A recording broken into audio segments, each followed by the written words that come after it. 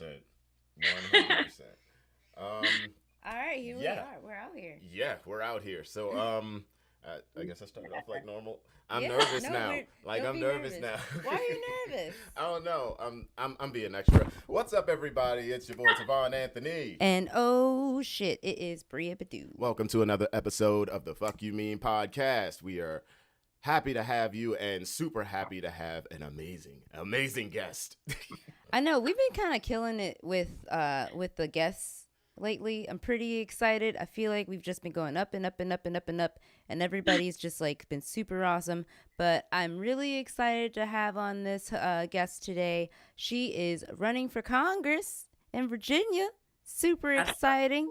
And she's a local gal. Guys, please say hello to Victoria Virasingh. Say hi, Victoria.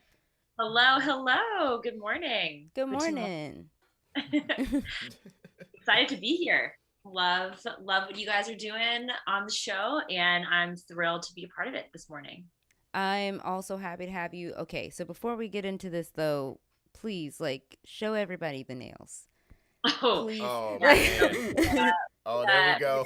All right, so Victoria came prepared, more prepared than we have ever been on this show ever, because I'm always in just the most casual of fits, but Victoria's got the matching shirt. She's got the matching nails. Please show them what you're drinking. Yeah, green juice in the morning. Every morning, you got to get the green juice in. I love green. Antioxidants, stay healthy, have energy. Highly recommend. I'm loving it. I'm here. I'm probably not gonna start the day with the green juice, just because I got a really good pancake chef in house. But we'll see. We'll see what happens. But just tell us about yourself. Yeah. So Bria and I met about a few months ago here in Arlington at a comedy show. So I got to see her live, and it was so good, so needed in a time where I feel like the environment was very charged. This was right after the Texas restrictive abortion ban. And Bria came down with a set of amazing other female comedians, and it was a much needed respite. So my name is Victoria Virasingh, and I am running for Congress. I was born in Arlington, so it's where we are right now. This is the official HQ that you can see in the basement of my parents' townhome. And my parents are both immigrants. So my mom is from Ecuador, and my dad is born in Bangkok, Thailand. My grandparents were actually refugees from Punjab in India after the war. And they came to this country and they moved to Arlington, and that's where they met. And my mom was running an apartment in Ballston. It's like a neighborhood here in Arlington. I've been there, yeah. Yeah. Okay, but this was before Ballston was cool. Oh no, Ballston was never cool. Yeah, so it was way before then, and she was renting an apartment, and her roommate moved out, so she was looking for someone to fill in the room, and she posted it in the newspaper. This is what you did back in the day, and my dad circled it, and he came to check out the room, and then turns out he also ended up leaving with a wife because they fell in love, and they got married at Arlington Courthouse, and then they had me. And we are super Arlington local, born and bred here. And, my story, I think, is a story that represents a lot of kids of immigrants here. My parents did not go to college. My parents worked minimum wage jobs growing up. My mom is a manicurist. My dad worked retail. And there were times where we were just surviving on my mom's minimum wage job plus tips. So always tip your manicurist very well, because that's how we survived. And, my parents really instilled the value of education in me, this idea of the American dream, that doesn't matter where you come from or who you are, but if you work hard, you can achieve whatever pursuit of happiness, is in your path. And I hit those books, I studied as hard as I could, and I ended up getting a scholarship. I was, the first in my family to go to college. I went out to Stanford, and then after getting my undergrad and my master's degrees, started working in the tech industry. And then when I came back, when I came back to Arlington, I started getting involved, and I started talking to folks, started talking to families, started talking to teachers, started talking to people working in the serving industry, in the restaurant industry. And everything that people were telling me was that things were getting harder. Things were getting harder for a lot of folks, just trying to make it. And a lot of people, they were not asking for much, right? They're just like, I just want to make enough money so that I can put food on the table. And I want to know that my kids are going to have a bright future, that there's an education system that's going to help them succeed. And when I started looking around, I was like, it kind of dawned on me that if I was born in Arlington today, under the conditions that I grew up in, I don't know if my story would be possible, because it's one, the housing is really unaffordable. My mom made $5.50 an hour in the 90s. At the beginning of 2021, the minimum wage was $7.25. So, everything from like a pencil, a carton of milk, everything has gotten more expensive. So, I think part of getting, one of the main drivers of getting into this race was both my lived experience and my professional experience, and realizing that something has got to change.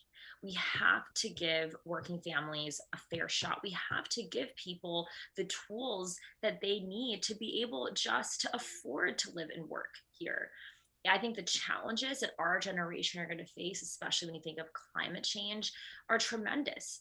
Like, we need to create a world where our children, where we are going to retire, where there's clean air and clean water.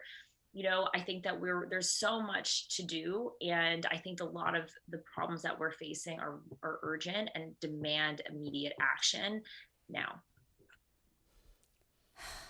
This is like really hitting home for me. Like, so I am from DC, born and raised, but I did at a brief period of time work in Virginia when I was about, I want to say like from like 1920, like when I was like 19, 20 years old. And I was working, I won't say where specifically, because it's a very big high government place. But I was working in the concessions, I was working at the Starbucks, and we were making $8 an hour. And I mean, like 10 years ago, that was kind of not really anything. But then I remember trying to go back, because like a few years later, like you're working odd jobs in the restaurant industry or like service industry. I've been in service industry for about 11 years of my life. And so I went back and I couldn't, because it was just unsustainable, because even still they were paying people $8 an hour. And it's just like, there are people here with kids, and there are people here who are like, they have to be here from 4 a.m. to 5 p.m. just to make ends meet. Single mothers and stuff. And I was like, I mean, I don't have any children, luckily, to sustain with this, because I can barely sustain myself. So I could only imagine, but no, it's hard out here. I've been at restaurants, I've been at cafes, I was a barista for about 3-4 years of my life. I've worked in movie theaters, and you see all these people from all these different walks of life, and everybody's just trying to make it at the end of the day. So it's just like, I mean, and then you have these people who, people who come into restaurants, like, I've heard so many stories about people being like, well, why do you feel like I should tip you? It's like, why do you feel like you should come out to this restaurant? I don't know, like. No, I mean, I hear you. And like right now, I don't know if you guys have been, we are in a huge labor shortages. Restaurants cannot find. I mean, I've been talking to small business owners here in the district. People can't find, and you think about it, it's like, well, when you've kept the wages so low, like, what do you expect? And, I think I've lived, in Europe. I've seen the way that other first world, developed countries operate. And there's a there's a sense that you no matter what type of job you're in, you're going to have health care. You're not going to have to worry about that. You're not going to go broke because you get sick.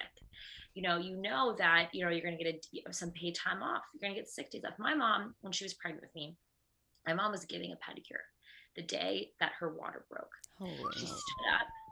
She excused herself from the client. My mom was alone. She called herself a taxi.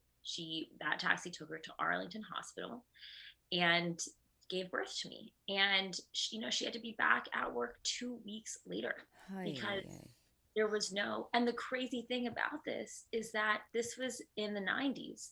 But fast forward to 2021, we still have no federal mandated parental leave, family leave. She took sick days, and it's just dependent on your employer. And like some employers, have gotten with the times and like give you like a month off. So, that's great. But, for people like my mom, for people who work in an industry where you don't have that, this is when the government has to come in, and the government needs to create these federal programs to just give working moms a fair shot.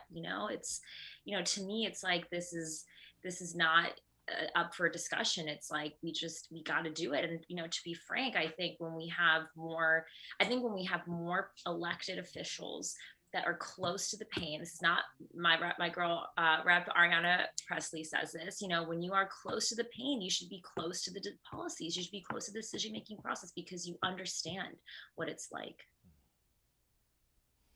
Yeah. I mean, honestly, I personally feel like, not like I've heard like people be like, kids should go to the army for like a certain amount of time before they go to the workforce. No. People need to work a minimum of 3 years in the service industry just to get a feel for what life is really, really like. Once you've had to clean up an old man's boo-boo off the floor at the movie theater because he had to wait to see what happened at the end of the film before he walked himself down the hallway to the only bathroom. Once you clean that up, and then you have to tell a bunch of people on a Saturday night that they won't be able to watch their Oscar-nominated film, do that for a few years. Pick up a couple drunk girls. Get a real feel for why you should tip people. Do you have some stories that stand out from your time in the service industry, both of like really good, like amazing customers that just, felt appreciated and like understood where you were, and then stories of people who just really did not understand? Oh, absolutely. I mean, the thing is, what people don't understand, the reason why people, it makes me upset when people say like people in service industry are like unskilled labor or, low skilled labor.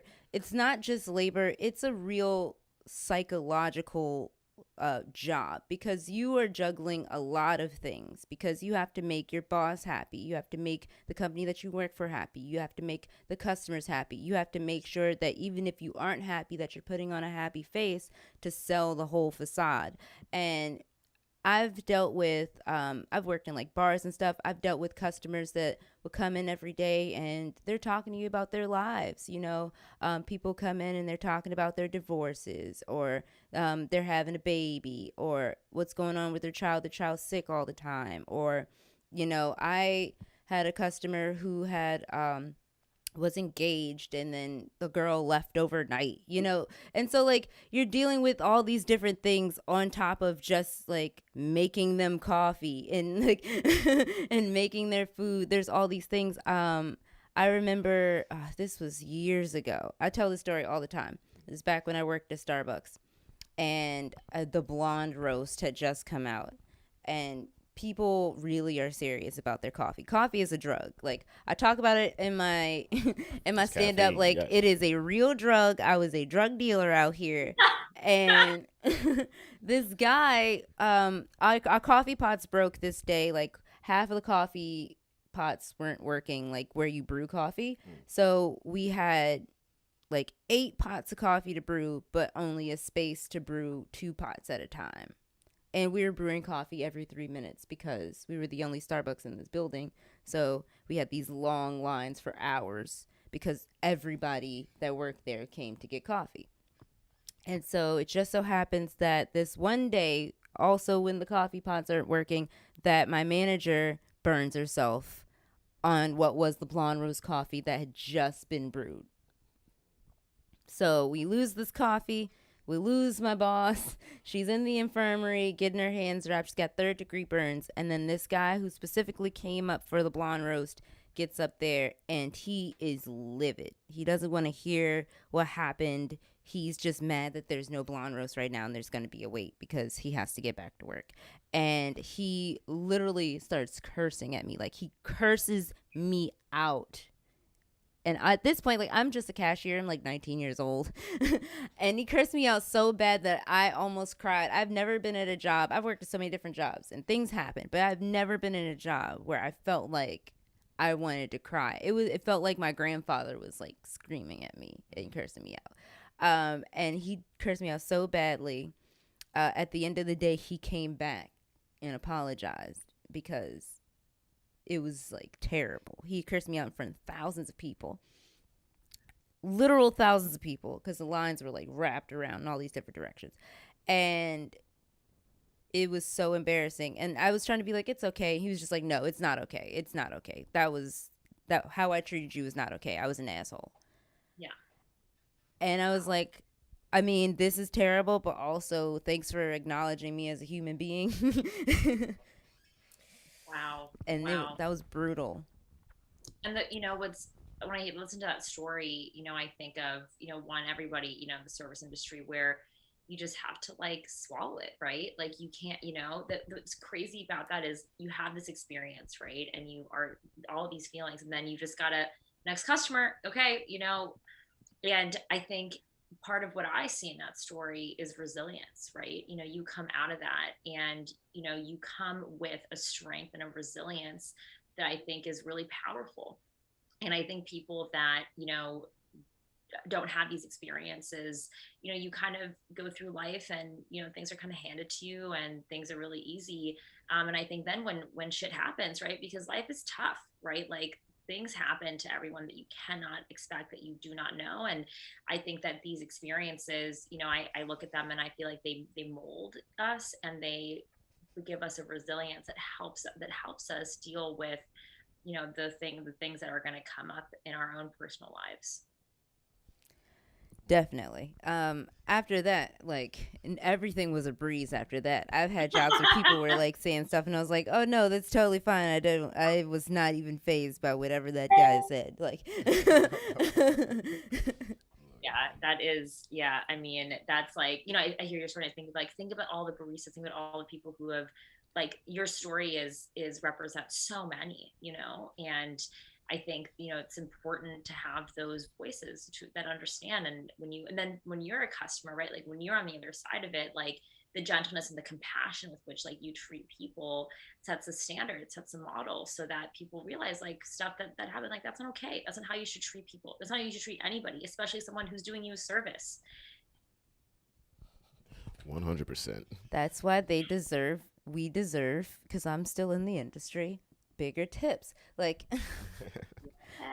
I remember going places. I remember I worked at this bar one time, and the only money that I made, like, there was no base pay. It was very much like under the table. The only money that I made was tips. So if nobody came and sat at the tables that day, no money.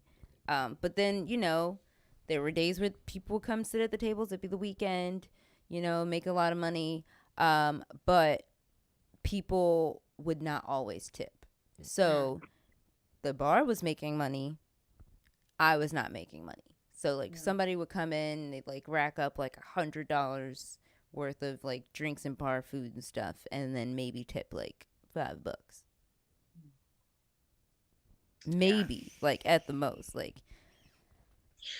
So because of your experience, are you a really good tipper? Oh, absolutely. I went to get my nails done the other day with my friend, and I paid for us both to get our nails done. Like, and I don't know. I get it from my mom. Like, if we're gonna go out, you're gonna go out. And so I was getting my nails done. I was getting my like a pedicure. I got like a gel pedicure. I got like super designs of like all my nails, all this stuff. And I got my friend's nails done too. And so I tipped like my friend's manicures and pedicures like $20 each. And then I tipped my pedicures $20. But the thing is, like, my manicurist was down. She was working for such a long time. And I took so many pictures of these nails. They're on their Instagram page of the nail salon because, like, we were out there for like an hour and a half at least. She was putting in that work. So I was like, I have to tip you like $40 because she deserved it. Like, she had gotten a call from her husband, I think, and like while she was doing my nails, because he like was asking if she was coming home early, and she was like, no, I'm not coming home early. So he had to go pick up the kids. Like, shout out to Jenny. She did a really good job. So shout out to Jenny. Shout out to all the manicurists out there. No, I love that. And I love that. And I am very similar. Like, when you grew up on tips, right? Like that put dinner on the table, you know, a lot of times, like, you know what it means. And then you understand the value of that. And, you know, I think for, you know, on the side, like, you realize, right, like what that feeling is, right, when you get like a really good tip, you know, and you're not expecting it. Yeah. Because like she teaches you to like not expect people to give you good tips. So when it does happen, it's like this moment of, oh, like, yes, you know, like this is good. It's a big waiting to exhale moment, definitely. I really love that movie. Yeah. Look, until you've been a woman scorned, you don't understand. Hey, look, I haven't been, so I won't say anything. I won't say anything. But speaking of which, are you dating, Victoria? I don't know what that means. Yeah. Well, now that I'm like, so I'm a full-time candidate, which means that, you know, 7 days a week, pretty much from when I wake up until my head hits that pillow, I am hot on the campaign trail, because where the dynamics of this race are a little bit interesting. I'm challenging a sitting incumbent, and he happens also to be the 6th richest man in Congress. Ooh. So it's quite a challenge. But you know, we are in it, and we're in it to win it. And I'm going to give it everything I got. And if that meant, you know, all my time and all my energy and building a team, then that's just what it had to be. And, you know, I'm no stranger to hard work. Learned that from my mama, you know, can roll up my sleeves. Like, you know, I just think about it, you know, my mom and people in my community can go out and work 7 days a week. They can work 2 jobs just to put food on the table. Then I can work 7 days a week to represent those voices and to make change. So out here doing that. So yeah, not a lot of free time. Like, what's that? What, huh? So let's see. All right. So I'm predicting the future, right? Like, all right. This is my crystal ball. And I'm seeing that you win. Ooh, I like the sound of that. Are you downloading Tinder though afterwards? Like, I mean, so I've actually never been on a dating app. Oh, you're so lucky. I'm a bad millennial though. No. Good millennial. That place is terrible. I saw my own uncle once. Oh.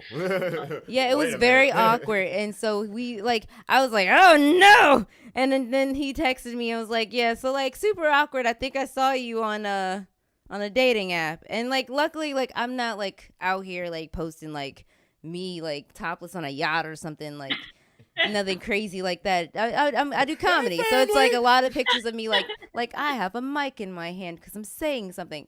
But it was just like, it's my uncle, and he's only like 10 years older than I am. Either way. So we're in the same like millennial pool. You so it's just like, range. Wow. Okay. So what did you like? So did you engage? Like, how does that Oh, work? absolutely not. No. Hell no. You swipe left and you suppress it and you pretend like it didn't happen. And that's what I was ready to do until he texted me. And I was like, okay, I guess we have to talk about this. Because he saw you too. Mm-hmm. Here's the thing. If you see them, they see you. Wow. Yeah, it's nuts. I was only on, what was it? I downloaded Tinder for like a week and was like, this is boring, and got off because I'm like, I talk to enough people. I kind of don't need it. But as we mentioned in an old episode, I was seen on other people's Tinders in their pictures with them just doing mixed martial arts. I'm like, can y'all take me off y'all Tinder pages, please?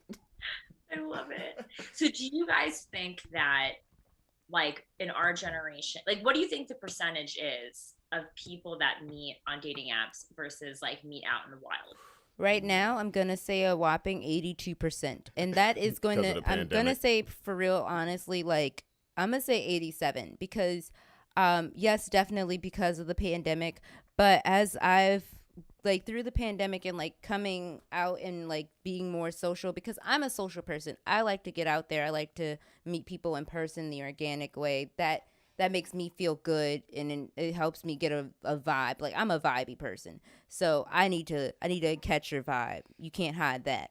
But I have a lot of friends who have met on the internet and stuff, and a lot of us have manifested social anxiety in so many different ways that people feel more comfortable with an app, which is crazy to me.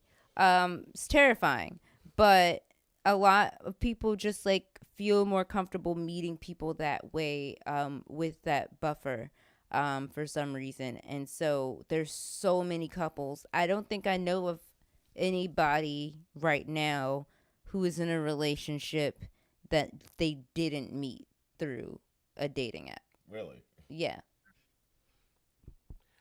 What about you? I think maybe one person. Oh, really? India. Wow. Even still, she's on dating apps. So it's just like, no, one person. It's hard for me to give like a percentage, but I can agree with what Bria is saying. A lot of people, especially in our age range, tend to be a little more socially awkward than others. We're in the internet era, so it's almost like the same effect as like a keyboard warrior, right? It's like the reason why they're so confident is because of that buffer. And I can understand why, but specifically for a person like me and then other people I hang around, martial artists, musicians, this, that, and the other, it's like we're running into so many people so often, like it's never really something that's in the front of my head. Not saying it doesn't happen. I know more than a few musicians on dating apps. Oh, I do. But and comedians are dating other comedians, but yeah, most of the time, half of the time, they're meeting each other on apps too. Like, which is hilarious. It's like, y'all didn't meet at the show? No. They did. Oh. Or met at a show, then saw each other on the dating app and was like, well, no, that happened to me. Oh, yeah. Yeah, there was a comedian, and we had matched on all of the apps, and he still did not talk to me. And then he randomly, months later, was, like, messaging me on Facebook. So we didn't even need the apps. Like, that's hilarious. That is, yeah. I think about that, sometimes. I used to work at a school, and just the way that kids grow up these days is like so heavy on digital. And like, these kids will come home and they'll just like FaceTime or video chat. And I'm like, do you want to go outside and play? I feel like that's so healthy. And I don't know, maybe call me like old fashioned or a traditionalist, but I think there's something so magical of like, I think about my parents' story, or you're like out and you're, I don't know, copy that spontaneity of just being out in the world. And I tend to feel, I tend to think like, you tend to find people, just friends and people that have similar interests to you just by the things that you do, right? Mm-hmm. Like where you go, where you hang out, like who you hang out with. And I wonder, how will that change, with this, reliance and the 87% of like matches happening online. Like, will it be like in the future where it's like, oh, because I feel, when I was probably like starting to date, like it was unusual, right? If you met somebody online, and now it's the norm. So I wonder if it'll be like, oh, did you guys met natural? Like, whoa, you guys met like spontaneously, like out in the world. And that'll be the exception. I think people I think people are still meeting in person and stuff.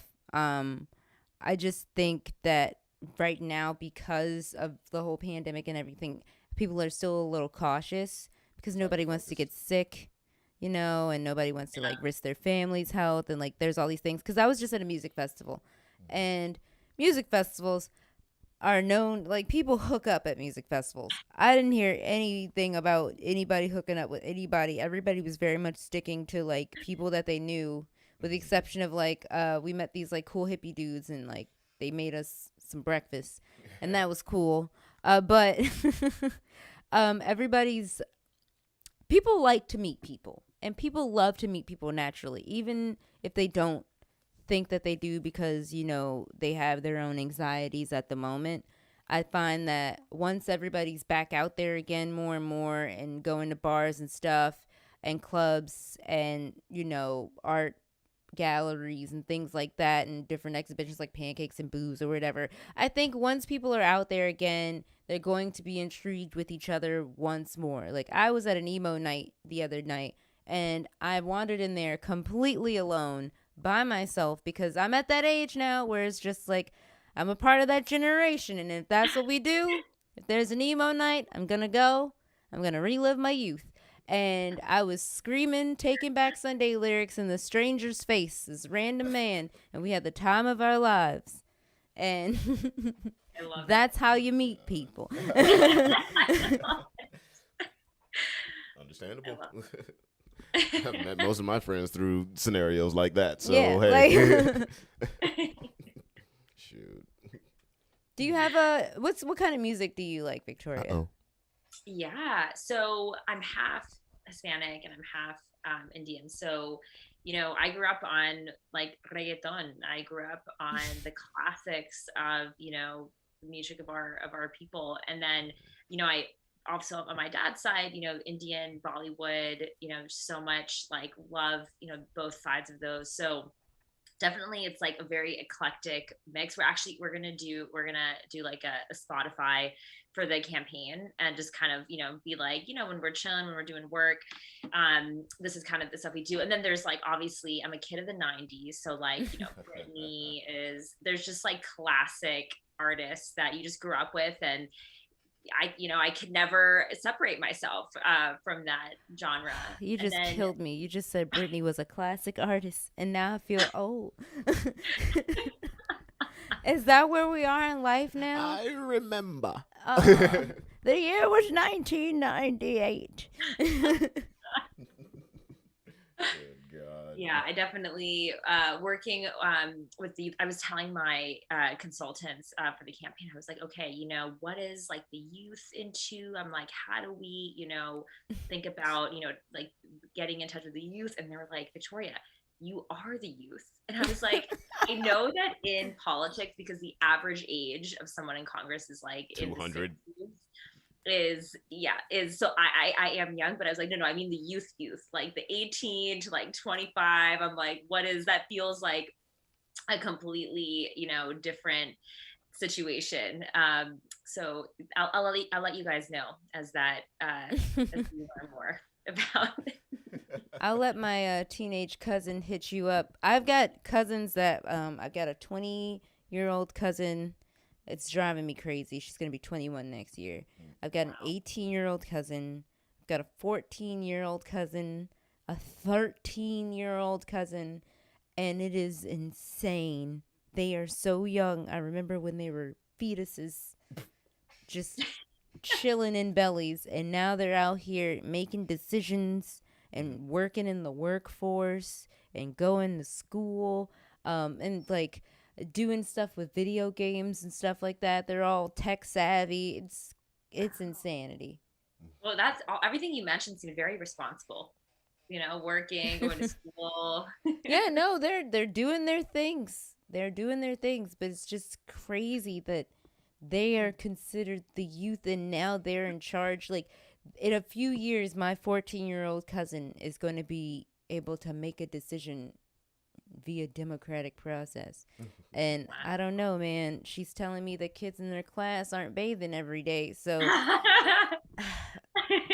I I guess we got time, but It's like, What all right, so which one of y'all what advice do you give to your younger cousins? they don't normally ask me for advice. They're mostly just asking me if I'm gonna go on Twitch and stream. They think that they think that I could be a big YouTube star. They're so sweet, bless their hearts. But I always, if I am around them though, I always try to just instill in them to just, it's okay to not care what people think and just do what you need to do and just be happy. And I feel like they already have those influences in their lives. Thank goodness. But Yeah. it's easy to lose sight of, I think, when you're a teenager. I think back to a lot of things that were on my mind when I was in high school and the things that I cared about, and like looking at my face. Like I used to think I had a weird face and I hated my face and I would obsess over that. Just be like, "Oh man, like I'll never be successful because like I'm ugly." Just like like things like that I would think like as a kid, you know?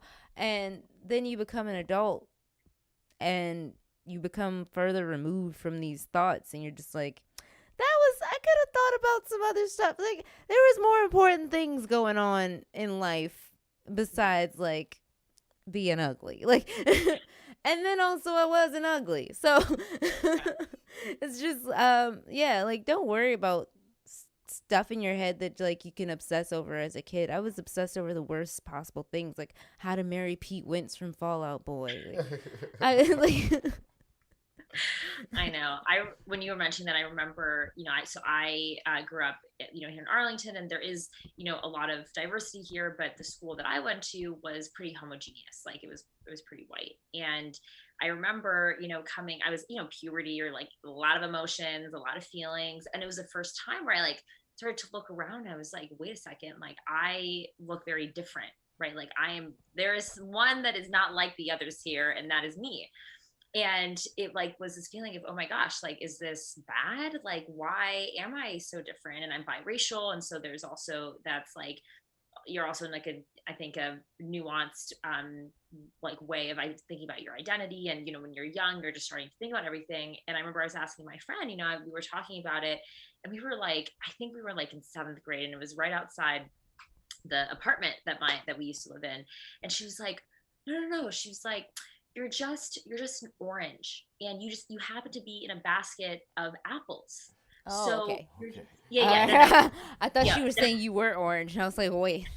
no. I mean, well, there were those experiences, but this is not that story. Okay. But I just think I tell it because I think it was really like, as a you're 12 or 13, and you're starting to experience identity, and you're looking at yourself, and you're starting to feelings are coming up. And I was just, I was an orange in a basket of apples. And she's like, you can't compare yourself, and you're not any worse, you're just different. And I think, coming back, here, I just, because this district has grown so much, which means that housing prices have gone really expensive, which means that it's getting harder for teachers and policemen, firemen, and folks like my parents to buy into the market. So what I'm starting to see, I was just talking to a constituent, yesterday, she's Indian, and her kids are biracial. And she's like, I want my kids to grow up and see diversity. Like I want that basket not just to be like one orange and apples, it should be like bananas and pineapples and mangoes and like a whole sea of things. And I think that diversity is so important for kids, because their first interactions through their friends and their schools. And if they only see, one race, if they only see one socioeconomic class, and they're going to think that's the world, when reality, like, we live in a world that is, very diverse. And especially Arlington, there are more than 100 languages that are spoken here. And, part of doing this as well is like to show, the little boys and girls and non-binaries that grew up the way that I grew up, that there is somebody that looks like you. There is somebody that shares your experience, that wants to represent you and wants to create opportunities for you, so that there are these diverse communities, and that everybody, has an opportunity to participate and be in a welcoming neighborhood. Aww. That's amazing. And also, let's just say, like, apples are cool or whatever, but who just wants a basket of apples? Like, I mean, let's just be honest. Edible arrangements, right? You say you get an edible arrangement.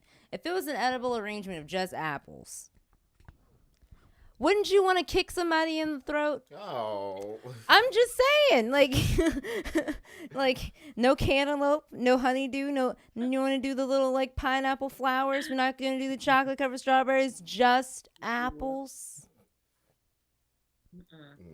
That sounds terrible. Oh my god. Speaking of apples, all this talk is getting me kind of hungry. Every single time. I can't help it. Do you eat before? No. So we have this thing where I always am hungry at the end. So we get food. I wish things were different and we had our studio set up, because if we did, we could have invited you, because what we used to do in the past is we would have the guest here with us, and our chef de cuisine over here would be making us brunch, and we'd all have like, you know, like French toast or pancakes and omelets and sauteed vegetables and just a plethora of deliciousness. Really, I'm just making myself breakfast. I just tend to make too much. So. Wait, oh no, you're telling me I missed out on that French? We can probably definitely have you back and then get you some brunch, because I'm telling you, it's really good. He really likes to make French toast, so he'll go get like brioche French toast, like brioche like toast for like the French toast. And then also, didn't you get a waffle maker? So like he does waffles now.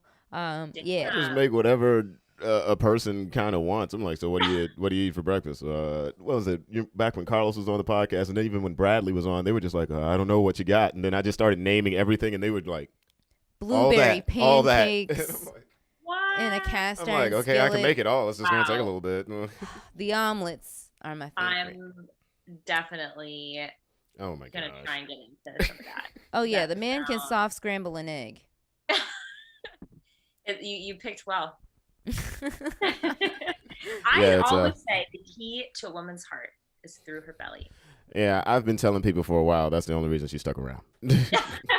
It's very good food. My nephew's, Uncle, how'd you get your lady? Listen, you can make your money. You need money.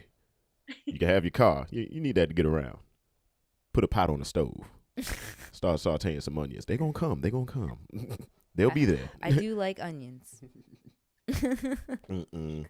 But yeah, Yeah. this is about the time where we get the food going. Okay. Yeah.